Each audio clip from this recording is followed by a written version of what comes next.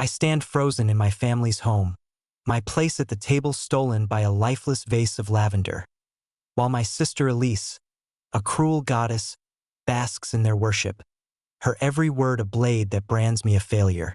Her venomous smirks cut deeper than they know, but I hide a searing truth.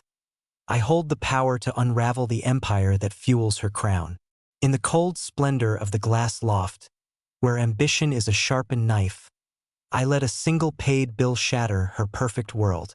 The silence that crashes down screams of my pain, their rejection, and a betrayal they'll never forget. Will Elise dare face me when my hidden strength tears her throne apart? The winter gathering at my parents' house always carried the weight of tradition, a ritual stitched together by the clink of mismatched silverware and the hum of half-remembered stories. The dining room, with its chipped oak table and faded wallpaper, felt like a time capsule, holding every argument, every laugh, every spilled glass of wine from the last 3 decades. But that December, as I crossed the threshold from the snow-dusted porch, the air felt sharper, the light dimmer. I paused at the edge of the room, my boots still damp, and let my gaze settle on the table. 5 place settings gleamed under the old chandelier. Not 6. My spot was gone. In its place sat a centerpiece that looked like it belonged in a magazine, dried lavender bundled tightly, a single taper candle casting a frail glow, and a small porcelain dish of decorative stones that seemed to whisper, "This is intentional." The absence of my chair wasn't an oversight. It was a statement, though no one would admit it. I stood there, breath catching in my throat, feeling the weight of being erased in a room that had once memorized my voice. Elise arrived 17 minutes late, as if tardiness were her signature.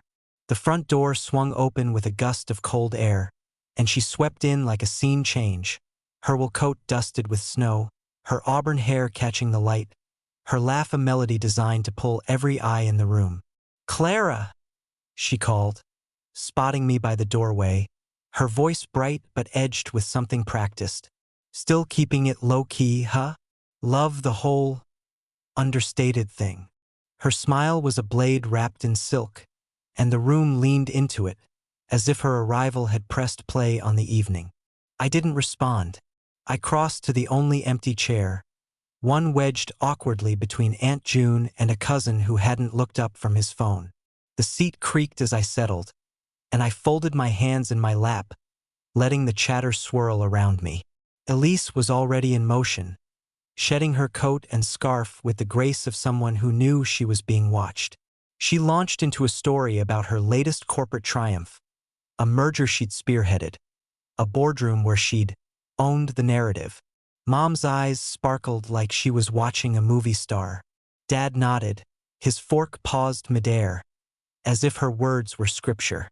Even Aunt June, who routinely forgot my birthday, leaned forward and asked, "Elise, darling, could you speak at my book club?"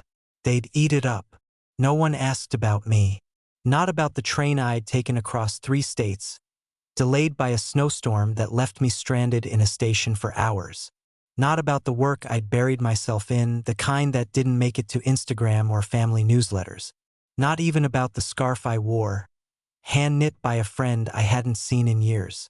The silence around me wasn't new, but it stung sharper that night, like a paper cut you don't notice until it's too late.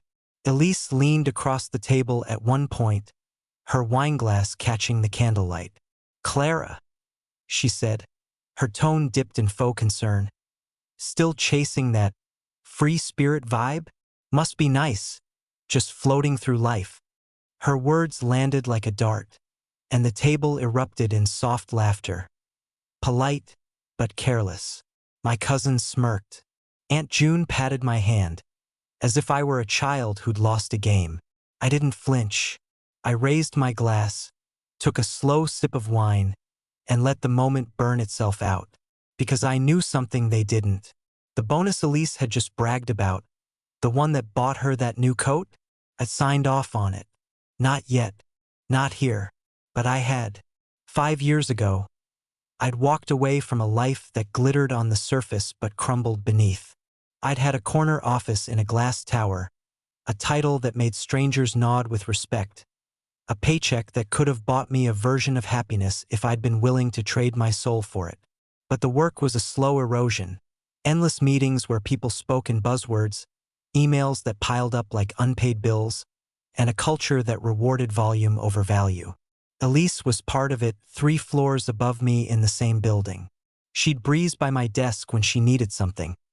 A report polished, a presentation tweaked, a problem solved before her morning coffee cooled. "Clara, you're a lifesaver," she'd say, never looking up from her phone. "Make it look like I led this." And I did, every time, until I didn't. One Tuesday morning, I woke up and felt the weight of it all. The fluorescent lights, the recycled air, the way my reflection in the office window looked like someone I didn't recognize. I packed my desk into a single box, left my keycard on the blotter, and walked out. No grand speech, no farewell email. Just a quiet exit and a promise to myself. I'd build something that felt like mine. I started small. A consulting firm, lean and deliberate, called Horizon Strategies. No office, no logo plastered on coffee mugs.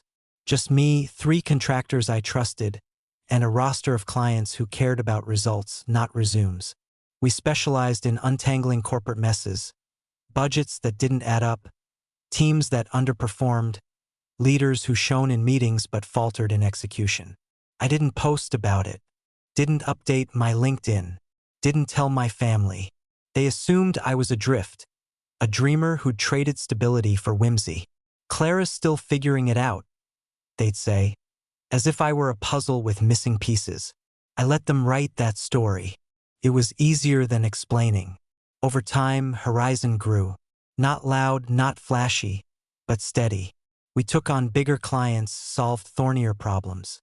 I learned to love the work, the clarity of numbers, the satisfaction of a system streamlined, the quiet power of being the one who saw what others missed. But I kept it private, a world I carried alone. My family filled the silence with their assumptions, and I let them. Until Elisa's text arrived. "Lunch tomorrow. My crew. Dress sharp." The message blinked on my phone at 10 p.m., as if she'd sent it between sips of wine. No greeting, no question, just Elise issuing orders like invitations.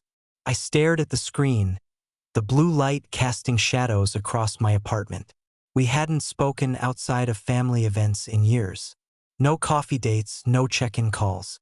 The last time we'd been alone, she'd asked if I was still doing that freelance thing, her tone implying it was a phase I'd outgrow. I could have ignored the text, let it sink into the void of unread messages. But then I remembered her department's quarterly review, the one I'd analyzed 3 weeks ago. Horizon had been hired to audit her company's operations, and Elisa's team was a weak link, over-budget projects, missed deadlines, a leadership style that prioritized polish over progress. Her name had appeared in my report, flagged for further evaluation. She didn't know. My signature was on the contracts, the approvals, the recommendations, but she'd never connected the dots. To her, I was still Clara, the sister who hadn't landed. I typed back, "Name the place." Her reply was instant. "The Glass Loft. Noon. Don't be late." The Glass Loft was a temple of ambition. All polished concrete and floor-to-ceiling windows that framed the city like a painting. It was the kind of place where people went to be seen, where influencers staged candid photos and executives closed deals over artisanal salads. I arrived at exactly 12 o'clock, wearing a tailored blazer, dark jeans, and boots that clicked with quiet authority. The hostess gave me a once-over, her eyes lingering on my lack of designer labels, then nodded toward the back.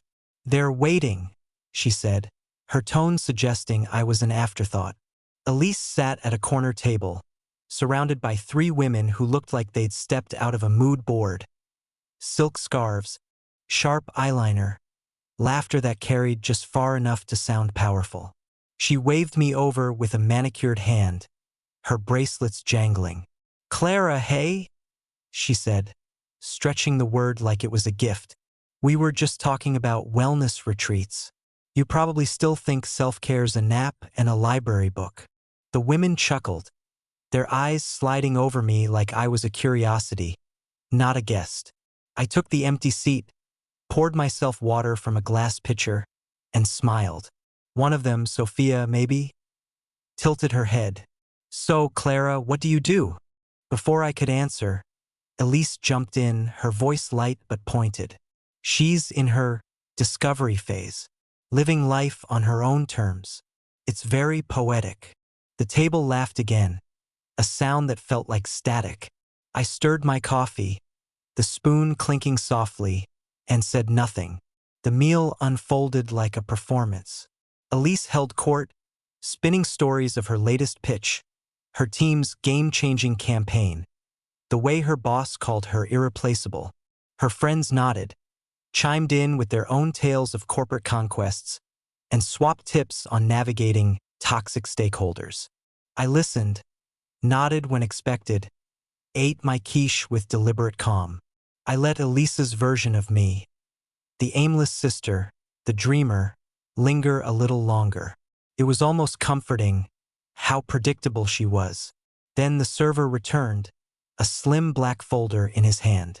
He set it in front of me with a nod. All settled, he said, his voice smooth as the linen napkins. Build to Horizon Strategies. Elisa's fork paused midair. Horizon? She said, her smile flickering like a bad connection. What's that? The server, oblivious to the tension, clarified. The account that booked the table. You're Elise, right? It's under your name. She nodded slowly, her eyes darting to me. Her friends exchanged glances, one leaning forward. You're with Horizon? She asked, her tone a mix of curiosity and disbelief. I opened the folder, scanned the receipt, zero balance, as expected, and closed it with a soft snap. We handle performance audits, I said, standing and smoothing my blazer. Elise, let me know if you want to comp drinks next time. Saves the surprise. I walked out, my steps measured, the clink of my boots echoing in the quiet that followed. The laughter didn't resume. That evening, my phone buzzed as I stood in my kitchen. The city's skyline a mosaic of light beyond my window. Elisa's name flashed on the screen. I let it ring twice, then answered, curious to hear how she'd rewrite the moment. Hey, she said, her voice stripped of its usual gloss. So, that was weird, right? Horizon Strategies? You could have said something. I leaned against the counter, cradling a mug of tea that had gone cold. You weren't asking, I said, my tone even. A pause stretched between us, heavy with things she wouldn't say. I mean, she tried again. We wouldn't have, made assumptions. Why didn't you tell us what you do? I watched a taxi's headlights slice through the street below. You were too busy writing my story for me, I said. It was easier to let you. Another silence, this one sharper. Then her real reason surfaced, cautious and low. Clara, this stays between us, right? No need to escalate anything. It's not relevant to work. I almost smiled, not at her words, but at the fear behind them, not fear of hurting me, but fear of being seen as less. The numbers don't lie, I said, and ended the call. Weeks later, I logged into a virtual audit meeting, my laptop screen casting a pale glow across my apartment. The conference room on the other end was sterile. White walls, a long table, a pitcher of water no one touched. I was 5 minutes early, as always my slides ready, my notes precise. Then Elisa's camera blinked on. She walked into frame, clutching a leather notebook like it could shield her. Her hair was pulled back tightly, her blouse pressed to perfection. But there was a stiffness in her posture, a crack in the armor. She glanced at the screen, saw my face, and froze for a fraction of a second. Her smile was a reflex, not a choice.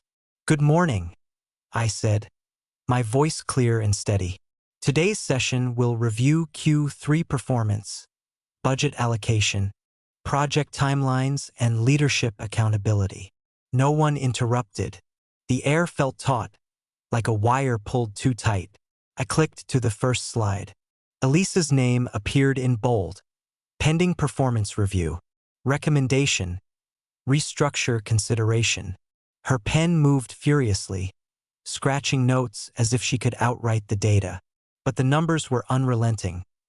Overages in her department, delays in her projects, feedback from her team that painted a picture of charm without substance. I presented each point with the calm of someone who'd done this 100 times. No hesitation, no emotion, just facts. At the end, the division head thanked me, his voice clipped. A partner asked if escalation was needed. I shook my head. Everything's documented, I said. My tone as neutral as the slide deck. Elise didn't speak. Not during the Q&A. Not when the meeting adjourned. Her silence was louder than any defense she could have mustered. The fallout was quiet, almost clinical. A memo circulated on a Thursday afternoon. Its language sterile. Employee status. Under internal review. Promotion track. Paused. Project access.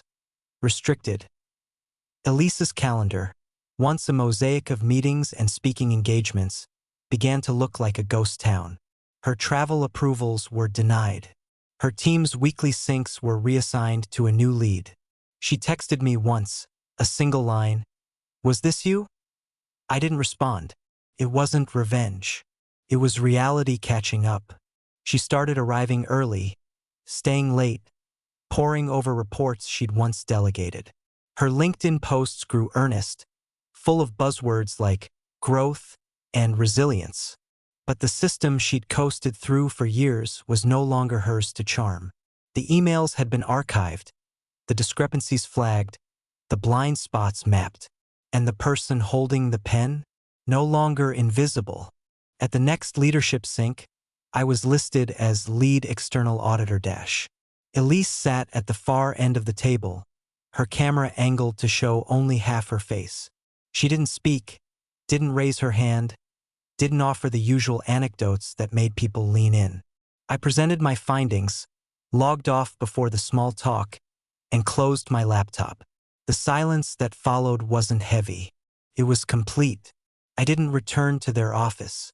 There was no need. The final audit report was sent from a diner 2 hours outside the city, where the booths were worn and the coffee was strong. The waitress, a woman with laugh lines and a name tag that read Doris Dash, called me Han and refilled my mug without asking. I signed the report with a flourish, my name unmistakable, Clara Vaughn, Horizon Strategies. The quiet felt like a gift, not a gap. Elise faded from the family's orbit. No calls, no texts, no mentions in the group chat where mom shared recipes and dad posted blurry photos of his garden. I heard through a cousin that she was exploring new opportunities. A polite way of saying the corporate world had shifted beneath her feet. I didn't need her to fall. I just needed her to see me. Not the version she'd invented, but the one who'd been there all along. The next winter, I was walking through the city, my breath visible in the cold, when I passed the glass loft. Elise was inside, at a corner table, her laugh too loud, her gestures too grand. She was performing, as always, for a new audience of strangers. Our eyes met through the window, just for a moment. Her smile faltered, a crack so small no one else would have noticed. I didn't stop, didn't wave, didn't break my stride. Not out of spite, but because I didn't need her approval anymore. She couldn't rewrite me. Not now. Not ever. The gatherings changed after that. No one mentioned my absence at the table anymore. No one asked, "What's Clara up to?" with that pitying tone. The family group chat stayed quiet when my name came up, as if they sensed the story they'd written about me no longer held. I stopped explaining myself, stopped folding my life into small, digestible pieces to make others comfortable. When someone asked, "What do you do?" I let the question hang, let the silence stretch, then answered with a calm that felt like armor. I solve problems. I didn't need applause. I didn't need Elise to apologize. She'd said everything she needed to in the quiet that followed her question. in the way her confidence crumbled when the truth walked into the room. The company didn't fire her. They didn't have to. She'd built her power on borrowed time, and when the clock ran out, she walked herself into a new chapter, one I didn't need to read. As for me, I carried something heavier than victory, sharper than revenge. My name unapologetic, my work undeniable, my presence no longer a footnote. I walked into rooms slower now, held eye contact longer, let my silence speak when words weren't enough. The world didn't need to clap. It just needed to make space.